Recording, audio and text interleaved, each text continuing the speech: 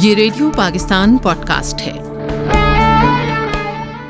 तो I was a medical rap. ठीक है, फार्मास्यूटिकल कंपनी मैंने एक ज्वाइन की उस वक्त, क्योंकि मेरे सामने सवाल ये था कि भाई शादी करनी है। What is life to you?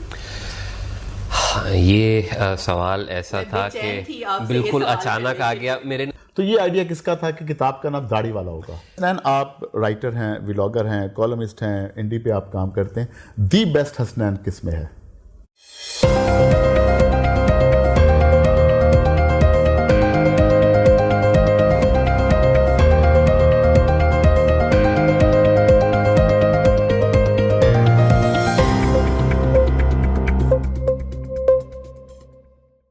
अस्सलाम वालेकुम। रेडियो पाकिस्तान के special video podcast edition TV टॉमचीज के साथ मैं हूं होस्ट सज्जाद परवेज और मेरे साथ हैं सदफ खालिद जी। और आज जो हमारे मेहमान हैं वो शायद पाकिस्तान में अदबी तारीख की वाहिद शख्सियत हैं कि उनकी शख्सियत से ही उनकी जो किताब है उसका टाइटल निकाला गया, दाढ़ी वाला।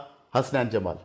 हसनैन, आपको हम रेडियो पाकिस्तान के वीडियो पॉडकास्ट स्टूडियो में खुश आमदीद कहते हैं। शुक्रिया सज्जाद। पहले तो हम यही पूछना चाहेंगे कि आप एक तवील अरसे के बाद रेडियो पाकिस्तान तशरीफ लाए, चाइल्ड स्टार के तौर पे आते थे, आपने कहानियाँ लिखी, तब और आज क्या फ़र्क महसूस हुआ? हाँ, इस सवाल का बहुत तवील जवाब हो सकता है सजाद भाई। मैं फिर भी कोशिश करूँगा कि मैं इसको बहुत ही मुख्तसर करके आपको बताऊँ।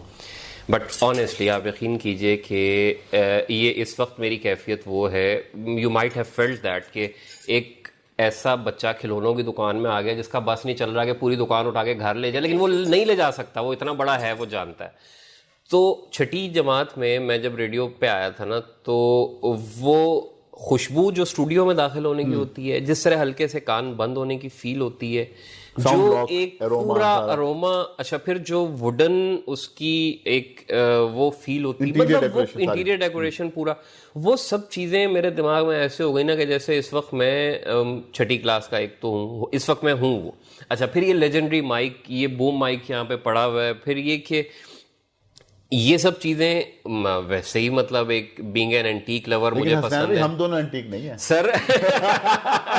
मैं तो खुशी से अपने आप को कहता हूँ, आप उसे मत काउंट कीजिए। फिर specially I would definitely mention here वो जो पियानो बार पड़ा हुआ है, वो 18 समथिंग का रेडियो पाकिस्तान लाहौर में, वो ये सब चीजें देख के मैं उस माहौल से नहीं निकल रहा। मुझे नहीं पता आप मुझे आगे चलाएंगे कैसे, बट थिंग इज कि आई एम मतलब मैं ओवरवेल्म्ड हूं, और मैं वाकई बहुत ज़बरदस्त तरीके से आप ये कहिए कि जिस तरह वो योगा वाले बैठे होते हैं ना, बड़े जनाब एक पीसफुल सूरत हाल में, उनके लिए वो परिंदे हैं और नेचर है और बाहर आउटसाइड का, मेरे लिए ये स्टूडियो है वो।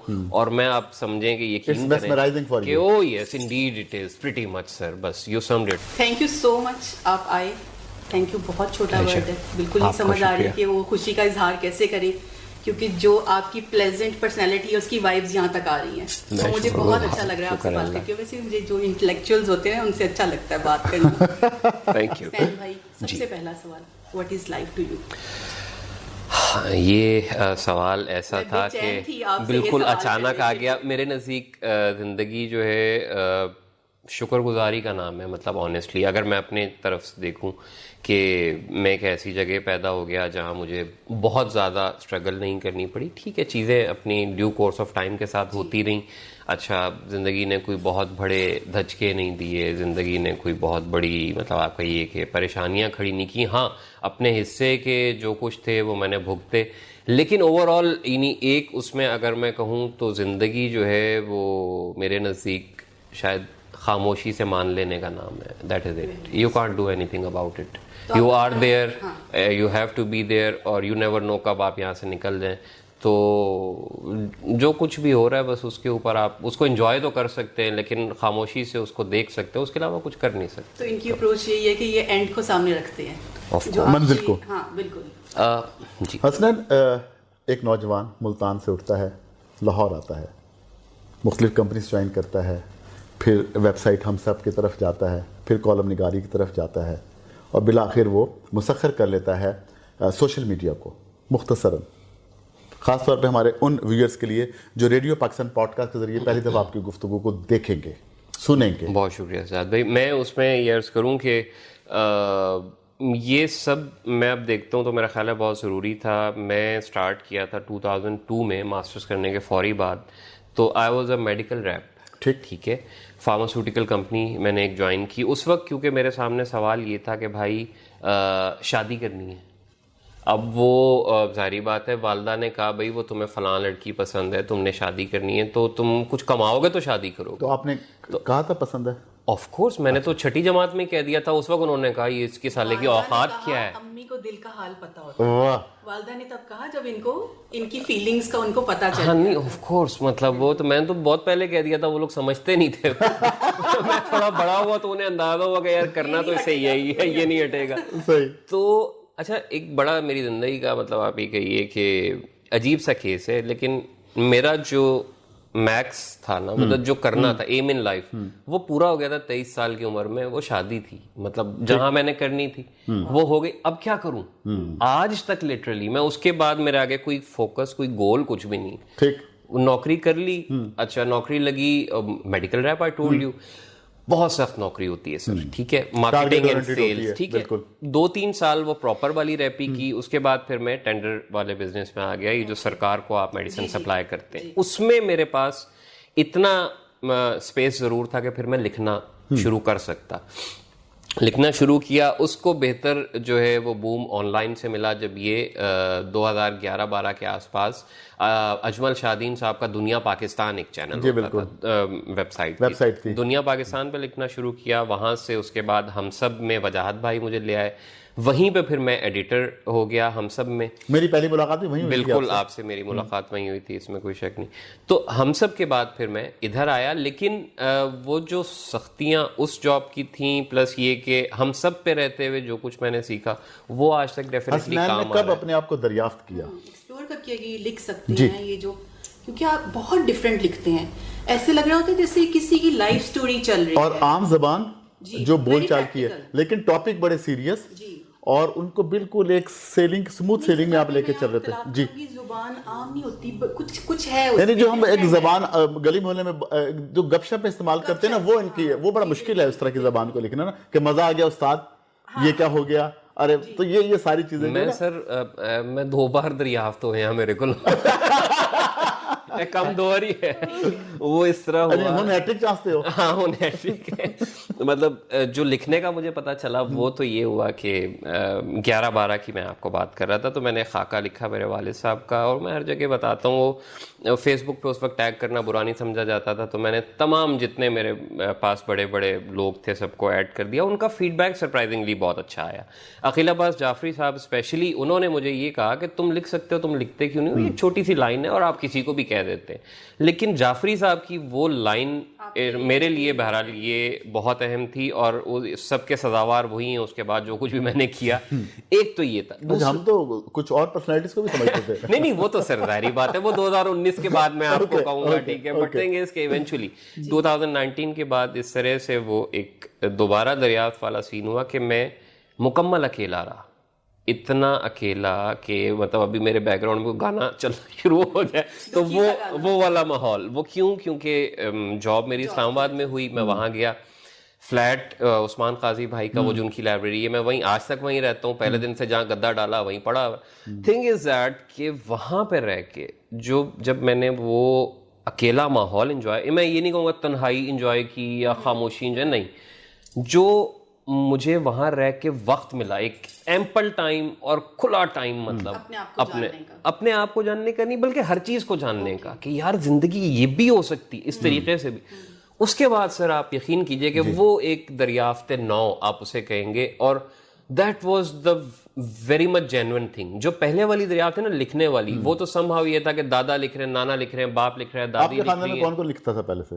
सभी लिखते थे। अच्छा, हाँ सभी, यू नेम इट सर। आप कोई पूछेंगे कौन नहीं था तो मैं कहूँगा कि कोई भी नहीं था। मतलब मसला तो ये कि हर बंदा लिखता था। दादा की 2 किताबें थी, नाना की 2-3 किताबें थी, अपना ये फुफो जो है उनके अफसाने नज़्में, दादी की, एवरीवन रोट इट। अदबी तौर पे नजीबुल तरफैन थे आप? ओहो अल्हम्दुलिल्लाह, मतलब बिल्कुल फुल टाइम। और उसके बाद फिर ये कि वो एक दरियाफ्त नहीं थी, दरियाफ्त ये थी जो 2019 के बाद जब मैं उस सूरत हाल में कूदा कि अब दफ्तर से आ गए, खाना वाना मतलब जो थोड़ा बहुत पका के, क्योंकि आप रोज बाहर का नहीं खा सकते, खा लिया, अब इतना सारा टाइम है, अब आप क्या करें। उसमें फिर जो मशगले रहे, उसमें जो कुछ रहा, वो सर वो एक बिल्कुल वो, और अगर मैं ये ऑनेस्टली मैं कहता हूँ कि अगर एक मुझे वो फ्लैट ना मिलता और अगर एक मुझे वो नौकरी ना मिलती और इस्लामाबाद का वो टूर ना होता, तो आप यकीन कीजिए कि मैं सारी जिंदगी मैं वो 9 to 5 पर्सन ही होता। ठीक। वो उसने मुझे खराब किया, उसी में आपने गोल रोटी पकाना भी सीखी, हर काम, और उसी ने लेकिन मुझे खराब भी किया। मतलब आज अगर मेरी बेगम ये कहती है कि यार तुम्हें मैंने आज़ादी दी लेकिन ये कुछ ज़्यादा हो गई, तो उस बेचारी को भी फील होता है कि हाथ से निकल गया। बट उसी टेन्योर में मैंने ये जाना कि नहीं यार, ज़िंदगी जो है वो बड़ी अजीब सी है और उस क्या क्या कुछ आउटकम्स हो सकते हैं सर, वो उस सारी कठिनाइयों से आपने आशनाई हासिल की। अच्छा हसनैन, आपकी किताब पहली दाढ़ी वाला, अब तो खैर ज़बान ज़द आम है, और वो उर्दू अदब में चंद उन किताबों में शामिल है कि जिनके मुसन्निफ की जो शक्ल और सूरत है, पर्सनैलिटी है, उसके मुताबिक से उसका टाइटल का नाम रखा गया। तो ये आइडिया किसका था कि किताब का नाम दाढ़ी वाला होगा? अच्छा, ये आइडिया था अमर शाहिद का, जो हमारे पब्लिशर है। हम इस पे कैसे पहुंचे वो मैं आपको बताता हूँ, लेकिन एक चीज़ जो मेरे पार्ट पे थी ना, वो मैं आपको बताऊं कि मैंने अभी हम लोग बातें कर रहे थे, मैंने आपको मिसाल दी कि शाकिर अली साहब थे, एक पेंटर थे, ठीक है, एक बिल्कुल खूबसूरत एक नौजवान आदमी बैठा हुआ है और मुरक्का तहजीब, और फिर वो एजेड भी हुए, तो वो एक जेंटलमैन की शक्ल आती। एक तरफ है सल्वाडोर डाली, ये बड़ी मूछें, और उसकी तस्वीरें जो लोग बनाते थे या जो वो अपनी तस्वीरें बनवाता था स्टूडियो में जाके, मतलब वो उछल रहा है, इधर एक बिल्ली है, इधर एक घड़ी गिर रही है, और वो उसके अंदर भी उसकी एक तस्वीर है, उछलते हुए रिवायत से इनहराफ करता था, प्लस वो एक ड्रामेबाजी थी। एक तरफ मीरा जी थे, ठीक है, उर्दू के हमारे, ठीक है, वो दोनों हाथ में उनके पनियों वाले गोले और उनकी एक बाल, और ये मैं चे निस्बत खाक राबा आलम पाक कुछ नहीं हूं, लेकिन थिंग इज दैट सर कि ड्रामेबाजी, हाँ दाढ़ी थी, एंड ड्रामेबाजी शुड बी देयर। मतलब आप अगर कुछ भी नहीं है लेकिन आप थोड़े से लगे तो सही कि यार आप कुछ लगने की कोशिश कर रहे हैं। मतलब आपके पार्ट से मेरा ख्याल है अगर आप एक आर्टिस्ट हैं और ये चीज़ लैक कर रही है तो ये होनी चाहिए, मतलब ड्रामेबाजी शुड बी देयर। मतलब आप ये देखें, वो हमारे वो कौन से मुसव्विर थे जो हर वक्त पाइप जिनके मुंह में होता था, जिनकी आर्ट गैलरी भी थी, इमाम साहब। अब इमाम साहब का अगर वो एक पूरा अटायर ना होता तो इमाम साहब का एक अच्छे गैलरी सेल्समैन हो सकते थे। मतलब आप देखिए कितने लोगों के आर्ट को कितने एग्रेसिवली वो आगे लेके आए, एक पूरी मूवमेंट उनके पीछे, मतलब वो किंग मेकर थे, ठीक है, लेकिन उस किंग मेकरशिप में उनका एक पूरी तबीयत, पूरा माहौल, पूरा हिसाब किताब, पार्ट ऑफ दैट एनवायरनमेंट। मैं हमेशा से ये चाहा था कि भाई अगर मैं कुछ कर रहा हूं तो उसमें मेरी थोड़ी सी अपना एक स्टाइल हो। उस स्टाइल को लेते हुए अमर भाई ने जब गुफ्तगू में ये कहा ना कि दाढ़ी वाला कैसा नाम है, तो हम दोनों व्हाट्सएप पे ही बात कर रहे थे, बट ऑनेस्टली मेरा ख्याल है हम दोनों उछल पड़े होंगे कि यार दिस शुड बी डन, यही नाम। और तस्वीर फिर ये उसके ऊपर जो लगी हुई है उसका भी किस्सा ये था कि एकदम रीडिंग्स पे हम बैठे हुए थे, उमैर गनी बहुत उम्दा फोटोग्राफर है, तो उमैर भाई रीडिंग्स पे आते थे उन दिनों ना, ये बात है कोरोना से भी पहले की, जब मैं लाहौर होता 2017-18 की। उनके हाथ में कैमरा था, उन्होंने कहा यार हसनैन मैं एक तुम्हारा प्रोफाइल लेना चाहता हूँ, तो नहीं एन मुमकिन है मैंने उनसे कह दिया ऑनेस्टली, बट ये मैं भूल रहा हूँ कि हम में से किसने कहा था, ये वो फिर वाली स्नॉब्स वाली बात हुई थी, उन्होंने मुझे कहा मैं तुम्हारी तस्वीर, नहीं हो सकता है मैं नहीं कहा, बट थिंग इज कि उन्होंने मेरी एक तस्वीर बनाई, वो एक ही तस्वीर थी, लेकिन वो जब मैंने अमर को भेजी कहते यार इस नाम के साथ यही जाएगी, तो इट वाज क्लिक हो गया एकदम। Yes, it was totally Amar Shahid was the person behind this decision, he made the title, he suggested this name, but it clicked like anything कि मतलब यार ये है क्या, ये क्या नाम है दाढ़ी वाला, ये क्या होता है, वो उस क्या से ना मेरी किताब जैसे एक्सप्लोर करना चाहेगा इसके अंदर क्या है। अचानक बिरयानी हाउस की तरह बताऊं कि इनकी किताब दाढ़ी वाला जब आई, अमूमन होता ही जब किताब आती है तो उसकी लॉन्चिंग होती है, रिक्वेस्ट की जाती है कि जना फलां फंक्शन तकरीब है, इन्होंने वहां भी इनहराफ किया। ये सोशल मीडिया पे अनाउंस करते थे कि जून जुलाई का महीना है, 3 बजे मुल्तान में फलां ग्राउंड में मैं मौजूद हूँगा, भाई जो आएगा पानी की बोतल, ठीक है भाई जिसने आना पानी की बोतल साथ लेके आएगा, फकीर मौजूद होगा। अब मुझे भी आदत हो रही इनके स्टाइल में बोलने की, तो वहां इस तरह इन्होंने किताब को सोशल मीडिया से फैलाया और माशाल्लाह रिकॉर्ड टाइम में इनके अच्छे खासे एडिशन आए अल्हम्दुलिल्लाह। तो ये गर्मी सर्दी आपने अपने फैंस को भी इन्वॉल्व किया, तो मैं समझता हूँ कि इससे लोगों में, यूथ में जो बुक रीडिंग है उसका कल्चर भी डेवलप हुआ। बिल्कुल सर डेवलप हुआ। मैं एक चीज़ से पहले अर्ज करूँ कि फैंस वाला जो मसला है ना, आप यकीन करें सर, फैंस होते थे इंतजार साहब के, अब्दुल्ला साहब के, तारड़ साहब के, हमारा फैन वाला नहीं है सर, वो दोस्तियां यारियां ही हैं। मतलब ऑनेस्टली मैं उस मकाम पे शायद 60-70 साल की उम्र में फील करूं कि हाँ यार नाउ आई एम बाबा एनफ के I can sit there and enjoy my fan followership, but अभी वो फैन वाला नहीं है, वो दोस्त ही थे बेचारे। वो फेसबुक के दोस्त थे, तो वो उन्होंने कहा कि यार ये अच्छी, मतलब इसने तमाशा लगाया है कि ये कोई समोसे नहीं है, कोई चाय नहीं है, पानी की बोतलें भी खुद ही लाओ, और कोई जगह भी नहीं है, और कोई सारे ख्याल भी नहीं कर रहा, और कोई इसको हार भी नहीं पहना रहा। मैंने तो सर लिटरली ढोल बजते हुए और फूलों की पत्तियां निछावर होते हुए भी देखी है किताब की इनॉग्रेशन पे।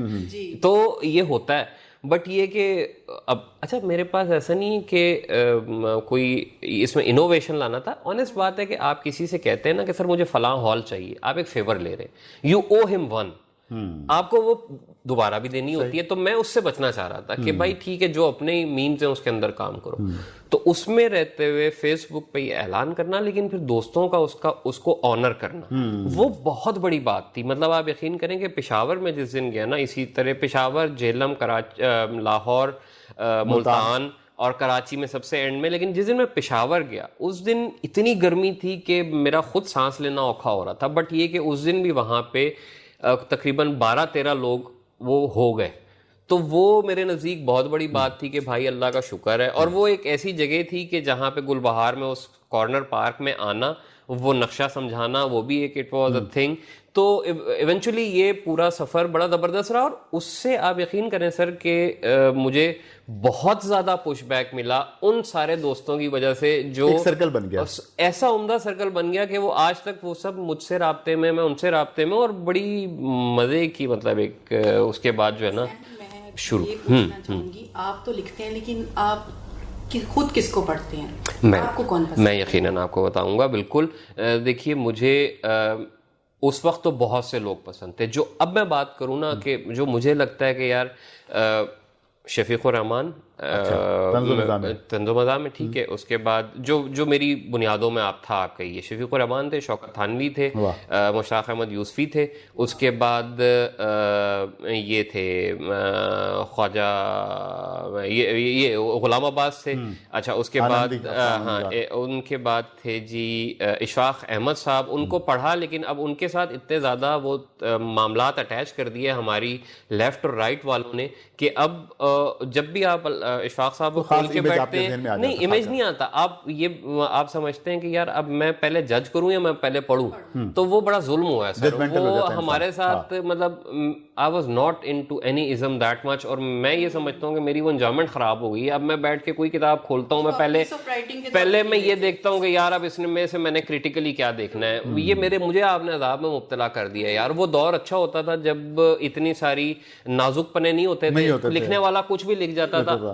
अब अगर आप पढ़े ना सर पुराने राइटर्स की तहरीरें, उसमें से आप 3600 आप ये निकाल लेंगे यार ये चीज वो फलां कॉन्टेक्स्ट के खिलाफ है, ये चीज रेसिज्म है, ये चीज ज्यादा हमने खुद साख्ता इतने ज्यादा हो गए यार। आप किसी पुराने बंदे को एंजॉय नहीं कर सकते। और मैं वाकई में मैं बातों का सही में फ्रस्ट्रेटेड हो जाता हूँ कि मेरा अपना दिमाग मुझे बार बार रेड फ्लैग दे रहा होता है, यार ये गलत है, यार ये हाँ गलत है, लेकिन मैंने पढ़ना है, मैंने एंजॉय करना है, जैसे मैं पहले करता था मैं नहीं कर सकता। सोचते हैं, और इब्ने इंशा भी थे उनमें, तो ये बहुत से नाम है। क्या सोचते हैं जी लोग? अमूमन जब हम गुफ्तगू करते हैं तो कहते हैं देखते हैं, लेकिन आपने किताब का नाम सोचते हैं रखा। सोचते हैं का केस ये था सर कि हमारे जो वीडियो प्रोड्यूसर हैं ज़हीर भाई ने एक दिन हम सोच रहे थे प्रोग्राम का नाम रखना है ना, जो इंडिपेंडेंट में मेरा चल रहा होता है, यार इसका क्या नाम हो हसनैन, कोई इसको देखो यार कोई यूनिक सा। मैंने कहा दाढ़ी वाला, नहीं तो दाढ़ी वाला तो तुम्हारा ब्रांड है, हम उसको क्यों इंडोर्स करें, मतलब हमारा अपना चैनल है तो हम उसका अलग नाम होना चाहिए। मैं कहा ठीक है बॉस, फिर आप बेहतर सोच ले, मतलब चल यार सोचते हैं। मैं डेस्क तक गया तो उन्होंने कहा सोचते हैं। मैंने कहा सोचते हैं, गुड यार, ब्रिलियंट, ज़हीर भाई जिंदाबाद, सोचते हैं। तो दूसरी बार भी जो था ना वो अचानक बिरयानी हाउस ही हुआ है। अब तीसरा क्या एक्सपेक्टेड होगा? देखते यही मैं कहना चाह रहा था कि हमेशा हम कहते हैं देखते हैं, सुनते हैं जी, कहते हैं लेट्स सी। और जो ये कहते हैं ना वो कोई और नहीं कहता, ये मैं आपको 100% इसमें तो कोई शक ही नहीं है। हसनैन कितनी ज़बानें बोल सकते हैं? सराइकी, पंजाबी, उर्दू, अंग्रेजी और हिंद को थोड़ी बहुत, जो पेशावर वाली नमूना हो गया थोड़ा सर। इन्हों छाड़ दो, स्किप कर दो।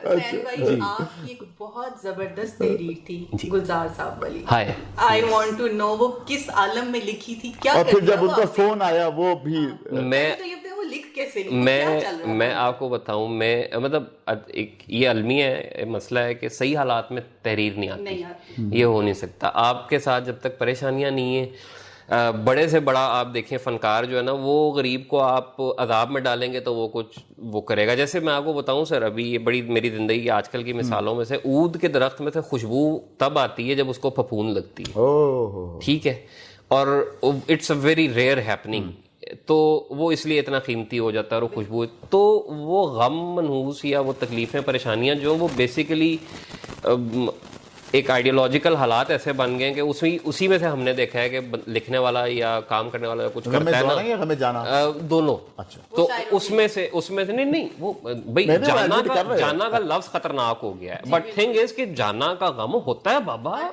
और एक से ज्यादा जाना हो सकती है। इनसे आप इनसे पूछे, इंटरव्यू इनका हो रहा है,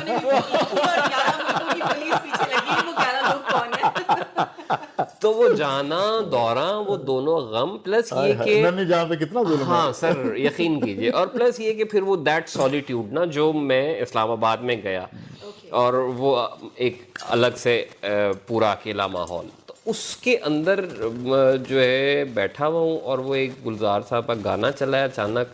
अच्छा, और जिन दिनों मैं परेशान होता हूँ उन दिनों मैंने उसमें लिखा भी है कि ऑटोमेटिकली गुलजार साहब के अलावा कोई गाने समझ में नहीं आते, तो सीधा मतलब गुलजार का गाना चला है, और इट जस्ट स्ट्राइक कि यार मैंने उससे पहले भी एक दो बार लिखा है गुलजार साहब पे। मैंने सोचा, मैंने कहा यार फिर तीसरी बार अबाउट गुलजार, मैंने कहा यार लेकिन मैं 10 बार भी और लिख सकता हूँ, ये क्या मुसीबत है कि मैं अपने आप को बांध दूं। तो मैंने कहा नहीं, एक और भी गुलजार साहब के लिए होना चाहिए, तो वो एक और उसी वक्त सर आप आधे पौने घंटे में लिखा गया। लेकिन जब फोन आया ना, तो गुलजार साहब का उसको पढ़ के आप यकीन करें, मैं आपको बता नहीं सकता, मैं जिंदगी में इतना बदहवास कभी नहीं हुआ। सुना आप रोड पे लाहौर की सर गाड़ी चला रहे थे, वो मैंने लिखा, और वो खावर साहब की गाड़ी थी और वो ठुकने वाली थी, मतलब लिटरली मुझे नहीं समझ आ रही थी कि गुलजार बोल रहा हूँ, अब वो बोल रहा हूँ आगे मैं कुछ सोने नहीं पा रहा, गुलजार बोल रहा हूँ, और यार गड्डी कितने लाके जाऊँ, गुलजार हो गई गुलजार सर। तो वो बहुत बड़ी, मतलब इससे बड़ी क्या ही अचीवमेंट हो सकती है, मेरा ख्याल है मुझे और क्या मिलेगा। उसका ऑरा कितनी देर रहा? आज तक है, आप यकीन करें, और नहीं नशा आज तक है, मतलब, और उसमें कोई यकीन कीजिए कि कोई गरूर वरूर की कैफियत नहीं है, वो नशा ही है कि यार देखिए, गुलजार साहब से पाकिस्तान में बहुत से लोगों की बात हुई है, हमारी म्यूजिक इंडस्ट्री में बहुत नाम है, हमारे जेलम के बहुत लोग हैं बड़े, लेकिन ये कि एक लिखारी को उसकी तहरीर के लिए फोन आ जाए, अब वो फोन में अपने फ्लैप पे नहीं लगवा सकता गुलजार साहब का, ठीक है, वो फोन था, वो फीलिंग आप ही, लेकिन वो जो फीलिंग थी ना, वो आप यकीन करें आज तक मेरे साथ है, और उस फीलिंग ने मुझे बहुत कुछ सिखाया भी है कि what does appreciation means in fact. अच्छा हसनैन, आप राइटर हैं, व्लॉगर हैं, कॉलमिस्ट हैं, इंडी पे आप काम करते हैं, दी बेस्ट हसनैन किस में है? मेरे ख्याल है लिखने में। मैं बगैर लिखे शायद सोच भी नहीं सकता, आप यकीन करें कि तहरीर दिमाग में नहीं आती, तहरीर उंगलियों पे आती है। Start writing and then it comes to you. Yes, definitely। और ऐसा कभी नहीं होता कि अब मैं जैसे वजाहत मसूद की सर एक मिसाल मैं आपको देता हूँ, आप यकीन नहीं करेंगे, ये हैरान कुन है। उनके कॉलम का दिन होता था, मैं उनके घर बैठा हुआ हूँ, और मैं सुबह गया हूँ फर्ज किया 11 बजे ना, तो वजाद भाई ने उठना है सो के 1-1:30 बजे, वो भी मैं जबरदस्ती उठाऊंगा कि वजाद भाई यार 4 बजे कॉलम भेज रहे हैं, उठें। अब वो उठेंगे नहीं, वो सोते में लिखवा रहे होंगे। एक बंदा उठा है, वो ख्वाब में पका चुका है कॉलम, वो मुझे लिखवा रहा है, और लिटरली उसमें कोई एडिटिंग की जरूरत नहीं है, वो इतना क्राफ्टेड पीस है, और वो पीस है वो एज इट इज, वो जंग में वो रजी साहब को पता नहीं किसको वो भेजा जा रहा है, ठीक है। तो थिंग इज के वो कोई आसमानी चीज होती है उनकी वाली, जो मैं कभी नहीं कर पाया। मैं जब जिस वक्त पे टाइप करना शुरू करूंगा उस वक्त मुझे आइडिया आना शुरू हो जाएगा। हाँ, मौजू तक है, इस चीज पे लिखना है फाइन, लेकिन क्या लिखना है मुझे कभी नहीं पता होता। वो जब मैं शुरू होऊंगा तो ही होगा, और उसके लिए कोई मूड वूड का चक्कर नहीं है। हाँ, मुझे कीबोर्ड जरूर चाहिए होता है। क्या बात है जनाब, क्या बात है हसनैन। मुझे याद आ रहा है जिस तरह आपने बात की, अगर माजी की बात करूँ अपने व्यूअर्स के लिए, खासकर यूथ के लिए, कि सादत हसन मंटो के बारे में कहा जाता था, वो उकड़ू बैठ जाते थे टाइपराइटर पे, और अगर रेडियो में आते तो उनको कहते थे कि इस थीम पे ड्रामा लिखना, फौरन बैठे टाइप किया और स्क्रिप्ट दे दिया। तो ये एक बड़ी बात थी जो आज आपने भी की, तो हमें वो रिवाइव होगी। हसनैन, आपको कलेक्शन का भी शौक है, एंटीक्स का, कहाँ से चीज़ें जमा कर लेते हैं इतनी इस महंगाई के दौर में? सर महंगाई का दौर तो अब शुरू होना कमबख्त, ये तो थोड़ा टाइम हुआ है, मतलब इससे पहले भी दौर था एक, और क्या दौर था, मतलब आप यकीन कीजिए कि इतवार बाजार में जाता था, या अगर कहीं एक स्पूल प्लेयर पड़ा हुआ है, स्पूल प्लेयर किसी के चाचे को नहीं पता स्पूल प्लेयर चीज क्या है, वर्थ क्या है। अच्छा, एक रेडियो है, आप यकीन नहीं करेंगे कि एक रेडियो, और ग्रैंडिक्स का था या पता नहीं किस कंपनी का था, ग्रीन कलर जो उस जमाने में आता था ना, वो रेडियो एक कबाड़िए के पास, अभी रिसेंटली कुछ साल एक पहले कबाड़ियों के पास मैं जाता हूँ, मतलब जो हमारे इलाके के कबाड़िए होते हैं ना, हाँ, तो जो जिस भी इलाके में मैं रह रहा हूँ वहाँ के, अब जैसे आजकल G11 के कबाड़िए, मैं उनको जानता हूँ कि वो कहाँ हैं, और वो क्या किस टाइम उनके पास सामान ज्यादा होता है, या किस टाइम मैं जाऊं तो बेहतर होगा। कि वो फोन करते हो कि आज हैं भैया, नहीं मतलब अभी तक यहाँ तक सूरत हाल नहीं आई, बट थिंग इज के इवेंचुअली कबाड़ियों के पास इतवार बाजार में OLX पे इन सब चीज़ों पे मतलब बहुत ज़्यादा इन सब मतलब पोर्टल्स के थ्रू मुझे वो कलेक्शन मिलती है। और जैसे मैंने आज आपसे कहा कि भाई रेडियो पाकिस्तान का कोई सामान कभी नीलाम होता है, तो मैं सबसे बड़ा वो हूँगा आके कम से कम देखने के लिए कि यार स्टूडियो च लगिया एक फटा जो उतरिया हुए थे वो मिनू मिल जाए। देखिए रेडियो पाकिस्तान और फटे ने क्या क्या देखा हुआ होगा एक तारीख। भाई रेडियो पाकिस्तान प्रिजर्वेशन पे यकीन रखता है इसलिए यहाँ से आपको कुछ नहीं मिलेगा। मैं उस प्रिजर्वेशन के अंदर आ जाऊंगा, आप यकीन करें। मतलब लेकिन हम लिस्ट डाउन करना शुरू करते हैं नामों को, आप यकीन कीजिए। और उसमें यहाँ तो इतना कुछ है कि उसमें मामूली से एक दो बंदों को बिठा के कि जो देखिए हसनैन, अगर जिस स्टूडियो में बैठे हुए हैं अगर मौका मिल जाए इनकी दीवारों को बोलने का, तो आप सोचें इन्होंने कैसे कैसी आवाजें सुनी हुई हैं, कैसे कैसे गवैयों की आवाजें सुनी हुई, कैसे कैसे राइटर, मौसीकार, सिंगर्स, उनकी आवाजें सुनी हुई। पहले खंग खंग कहना तो बुरा हाल हो जाएगा सर, धुआं जितना होगा इनकी दीवारों में आप सोचें। पहले तो वो नॉन स्मोकिंग का कोई कॉन्सेप्ट ही नहीं था, तो वो इस फोम ने कितनी तो निकोटीन पी होगी। माशाल्लाह व्लॉगर भी हैं। कंटेंट की बात अगर हम करें, आजकल हर शख्स ये समझता है कि रातों रात वो आएगा सोशल मीडिया पे अपलोड करेगा, छा जाएगा, मोनेटाइजेशन हो जाएगी। इस दौर में कंटेंट की क्या अहमियत है? ये सवाल ऐसा है कि कंटेंट और कंटेंट क्रिएशन, हाँ ठीक है, ये दो चीज़ें ऐसी हैं कि अब ये इस कदर आप कहिए कि इनके मानी बदल गए हैं कि हम इनको इनके लुग़वी मानों में ले नहीं सकते। मतलब कंटेंट हमारे आपके ज़माने में ना कंटेंट कहते थे किसी चीज़ को। अच्छा, कंटेंट क्रिएशन को उर्दू वाले हमारे कहते थे तख्लीक का अमल, ठीक है। Now they just give it a dam. कोई नहीं की तख्लीक सर, कोई फार्मूला नहीं। ये कैमरा यहाँ पड़ा हुआ है, गाना यहाँ चल रहा है, मुझे अच्छा डांस आता है, वो मेरा कंटेंट है। आपको अच्छा बोलना आता है, वो आपका कंटेंट है। आपको अच्छा लिखना आता है, वो आपका कंटेंट है। फलां की आवाज अच्छी है, वो उसका कंटेंट है। और वो कुछ भी है, मतलब वो अच्छी है या अच्छा आता है, वो आप पर मैं नहीं जज करे, वो बंदा समझ रहा है, ठीक है। अब उसके कॉन्फिडेंस और किस्मत पे है, उसने वो कंटेंट आगे कर दिया। वो जिसको लोगों को पसंद आ गया तो वो चीता है, नहीं आया फेंक दिया, फिजा में फेंक दिया। तो अभी अपॉर्चुनिटी बहुत ज़्यादा है, इसी तरह मुकाबला भी बहुत ज़्यादा है। और कंटेंट क्रिएशन अब वो हमारे आपकी वाली संजीदा बहस नहीं रही। अभी तो पूरी दुनिया एक कंटेंट है। तो इसी से रिलेटेड सब चल रहा है। इसी से रिलेटेड किताब का क्या मुस्तकबिल है? किताब का मुस्तकबिल सर देखिए, ये ऐसे है कि मौजूद लिखे हुए लफ्ज़ का तो मुस्तकबिल ये ना कि वो तो मौजूद है, ठीक है। मतलब अब AI भी आ गया, सब कुछ हो गया। इंसान ने सीखना है, आपके दिमाग में चिप भी लग जाएगी, लेकिन चिप भी आपको टेक्स्ट में सिखा रही होगी। मतलब टेक्स्ट इज देयर, टेक्स्ट है तो सर किताब भी है। छपेगी बिकेगी, क्योंकि कुछ लोग ऐसे होंगे ओल्ड फैशन, हर जमाने में होंगे कि जो स्क्रीन के बजाय कागज से पढ़ना चाहिए, कागज की खुशबू को महसूस करना चाहिए, कागज की खुशबू को। वो 300 लोग भी हों सर, वो 100 लोग भी हों, हम वापस उस दौर में जा सकते हैं कि जहां लोग हाथ से लिखी हुई किताब के ऊपर आ जाएं कि जी ये भी एक आर्ट है, और हम उस पे चले जाते हैं, फाइन। बट रहेगी किताब। वो इस वजह से कि लोगों की वैरायटी हमेशा रहती है। ये जरूरी नहीं है कि आज पूरा मगरिब बर्गर खाता हो, नहीं। तो वहाँ पे बहुत से लोग ऐसे होंगे जो कन्वेंशनल पुरानी चीजें खाते होंगे, स्टेक लवर्स भी होंगे वहाँ पे, और बहुत से मतलब लवाजमात, दोनों की टेक्स्ट हमेशा रहेगा। ये तो तय है ना सर, टेक्स्ट तो नहीं गायब हो रहा। जब तक हम आप बोल रहे हैं तो टेक्स्ट मौजूद है।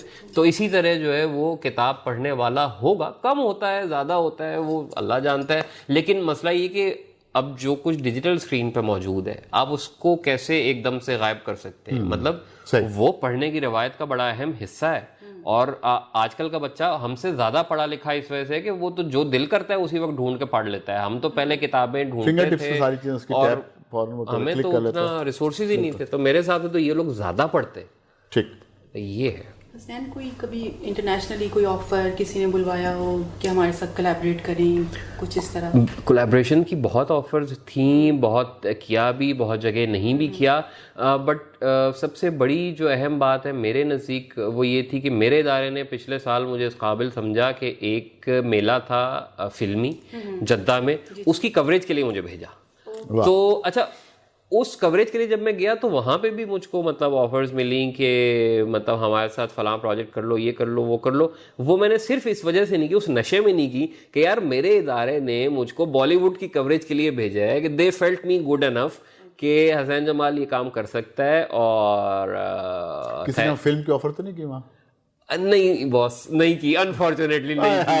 एड शैड तो मैं कीते ने फिल्म मैनू किसी ने पूछी नहीं। आउटलुक है वो एड वाली है, तो वो मेरे लिए बड़ा मजे का एक वो अच्छा, था। एड वाली या एड वाली? वो बवक्त जरूरत हो सकती है। वो अगर ये गद्दा चेंज करवाना चाहे तो उसके लिए जा सकती है, जो उन्होंने कहा अभी तक वहीं पे ही है। उस्मान खाली साहब की। तो वो मतलब एक बड़ी मजे की चीज थी मेरे लिए। जबरदस्त। तो मतलब वहाँ मैंने खैर काफी एंजॉय किया, उस दौरान भी काफी ऑफर्स आई और अच्छा रहा। वो रिसेंटली अभी जद्दा में हुआ था रेड सी फिल्म फेस्टिवल, और बड़ी सेलिब्रिटी उसमें मतलब हॉलीवुड बॉलीवुड उन्होंने इकट्ठा किया हुआ और बड़ा अच्छा इवेंट था। किससे मिलके आपको मजा आया वहाँ? सर रणबीर कपूर से। ठीक, वो इस वजह से कि ही वॉज सो हम्बल। इत्तफाक ऐसा हुआ कि मीडिया कार्ड था, तो ज़्यादा धक्कम पेल किए बगैर ना मुझे बिल्कुल आगे जगह मिल गई। अब यहाँ रणबीर कपूर बैठे हुए, यहाँ मैं बैठा हूँ, तो मैंने उमा को बताया, बेगम को फ़ोन पे मैंने कहा यार वो रणबीर कपूर सामने बैठे हैं, देख रहा हूँ मैं, उसको पसंद है। तो यार उसको बताओ मैं उसकी बड़ी फ़ैन हूँ। तो मैंने सवाल जवाब का सेशन शुरू हुआ, तो मैंने कहा कि सवाल तो क्या ही पूछना। मैंने कहा रणबीर सर, मैं उठा और मैंने कहा मेरी मिसेज आपकी बहुत बड़ी फ़ैन है, उनका नाम अजीमा है, आप एक बार हेलो बोल दीजिए। तो ही लिटरली सेड हेलो अजीमा जी। और वो अजीमा जी जो था सर, वो मेरे लिए भी honestly it was a good thing. और वो उस पूरे टूर का आपको बहुत आज़ादियाँ मिली होंगी घर से? नहीं, उससे पहले भी मिली हुई थी। बहुत बड़ा काम। बट वो अजीमा जी वॉज दैट मच हैप्पी। मतलब मैंने उमा को इतना खुश बहुत कम देखा है जिंदगी में। जब मैंने उसको फोन पे बताया और वीडियो भेजी ना, वो बहुत खुश थी। अच्छा, इससे पहले हम वाइंड अप करें, सर प्लीज। आपकी साहबजादी माशाल्लाह, वो अभी हम देख रहे हैं कि वो बहुत अच्छी सिंगिंग भी कर रही है माशाल्लाह, बिल्कुल। उनकी आवाज़ जो एक बडिंग सिंगर के तौर पे, तो कहीं से ट्रेनिंग दिलवा रहे हैं? उनका अपना शौक था? स्कूल में आसिफ बाबर, आसिफ भाई जो हैं वो उनके उस्ताद हैं, और वो तीसरी चौथी जमात से आयला के म्यूज़िक टीचर वो स्कूल में ही थे। तो वो आसिफ भाई ने उन्हें आयला को टाइम टू टाइम मतलब वो सिखाते रहे। अभी भी पिछले दिनों वो कह रहे थे कि कुछ ऐसा मौका बनेगा कि वो मतलब 2-3 क्लासें उन्होंने लेनी है। He himself is very pushing आयला के मामले में, और वो बड़े मेहरबान हैं। उनकी बहुत मतलब मैं शुक्रिया एफर्ट्स हैं उनकी, तो वो हमेशा करते हैं। बट होता ये है कि बच्चे को जब आप एक चीज़ बहुत ज़्यादा आप कहें ना यार तू अच्छा कर रहा है, उसको लगता है ये लोग मुझसे ये काम करवाना तो नहीं चाहते। अब आयला को ये लगना शुरू हो गया है कि हम लोग उससे ये काम करवाना चाहते हैं, तो वो अब भागती है कि नहीं मैं नहीं गाना गाऊंगी। ओके फाइन, अब तुम ना गाओ, तुम्हारी मर्जी, तुम्हारा शौक था, हमने थोड़ा ज्यादा सपोर्ट कर दिया, अब तुम्हारा मूड नहीं है। आपने उनको खत लिखा था, वो भी सोशल मीडिया पे बड़ा हिट हुआ। सर बिल्कुल, वो अल्लाह की मेहरबानी है। 7 खत उर्दू में लिखे, उसने एक भी नहीं पढ़ा था। 8वां खत अंग्रेजी पे लिखा था पिछली बर्थडे पर। रोते हुए फोन आया, पापा ये आपने क्या लिख दिया है? मैंने कहा बेटा तुमने पढ़ा पहली बार है मेरी जान, मैं तो 7 साल से लिख रहा हूँ। अच्छा, भाभी को कितने खत लिखे थे? शादी से पहले तो शायद एक आधा ही लिखा हो, शादी के बाद वो भी मंजर पे लें, कईयों का भला हो जाएगा। सर वो मंजर पे कैसे लाऊं, मतलब वो उन्होंने ही फाड़ के फेंक दिया। जी, मेरा ख्याल है सदर गुफ्तगू सिलसिला चलता रहेगा। जी जी जी, आपको पाकिस्तान में कौन से सेलिब्रिटीज, किसके साथ दिल चाहता है कि मैं इसके साथ पिक्चर हो, इससे मिलूं, इससे कोई भी सीनियर से जूनियर से? आप यकीन नहीं करेंगी, ये भी एक बड़ी मजे की गेम है। मेरा ना इंतज़ार हुसैन साहब तक ये बड़ा करंट था और बड़ा ज़बरदस्त जिंदा था कि मैं जहाँ वो जाते थे मेरा दिल करता था मैं पहुंच जाऊं और मैं उनसे मिलूं, तस्वीर खिंचा लूं। बिल्कुल उनके बाद उनके साथ ही फौत हो गया।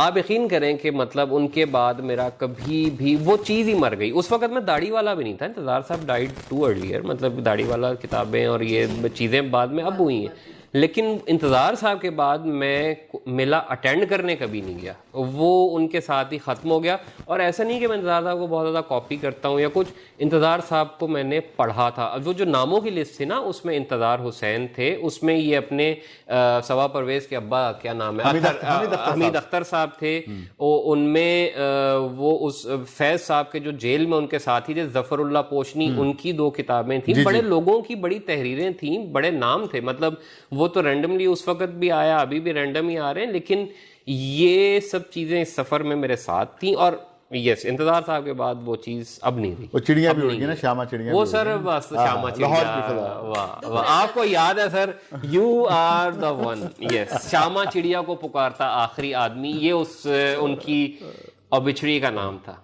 मतलब जो मैंने नहीं ये इनका मैं इनके दिमाग पे हैरान हूं सर। ये जी, मेरा ख्याल है कि अब हम इजाजत लेते हैं सदर, और इसके साथ ही आज जो गुफ्तगू हुई यकीनन हमारे व्यूअर्स ने बहुत एंजॉय किया होगा। लेकिन हसनैन, मेरा ख्याल है काफ़ी चीज़ें हम अगली नशिस्त के लिए भी उठा के रखते हैं। जब आप लाहौर आएंगे हम दोबारा अपने व्यूअर से आपकी मुलाकात कराएंगे। हसनैन जमाल, आपका बहुत बहुत शुक्रिया, और मुझे और सदफ खालिद को दीजिए इजाज़त।